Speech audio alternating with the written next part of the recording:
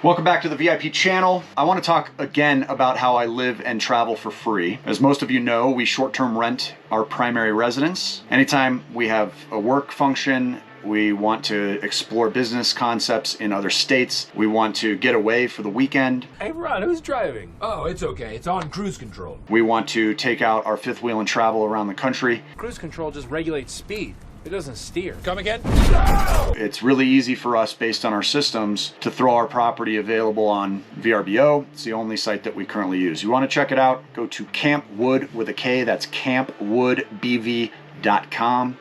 Take a look at that property for yourself. Now, let's go ahead and jump into the calendar together here. So here we are in the beginning week of February. This guest that's in the property right now while I sit out in the RV is going to net us around, well, north of $2,000. Let's take a look here. $2,157 payout for this week. We're getting ready to leave for an extended RV experience around the country through March. So we wanted to take about 6 weeks. You can see here on the 25th, we've got our first guest coming in. We opened up the entire month, and you can see that we've got somewhere 20 to 22 days already booked. This is bringing in roughly $9,000 in total income. Now that puts us at just the beginning of April. That's 3 months. The mortgage on our house, PITI, is $2,400 and change. If we're at $2,400 and change, it's basically costing us $7,500 to cover our mortgage, including the principal reduction, which is cash flow. And based on our numbers, this is covered well into our 4th month.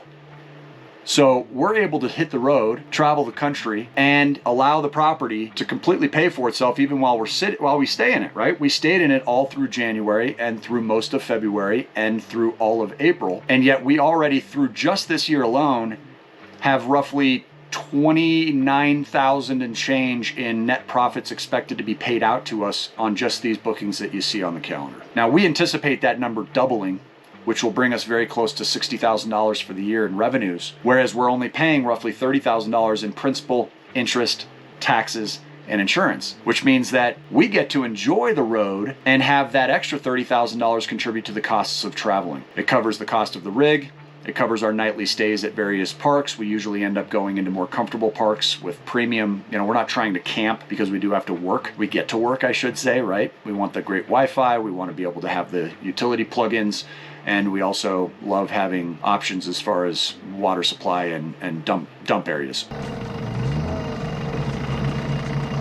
Shit was full! So this is a really, really great hack. I know you guys, if you're on this channel, are familiar with various real estate hacking options. This is one that maybe you haven't thought of. Putting your property, your primary residence, on short-term rental sites when you travel.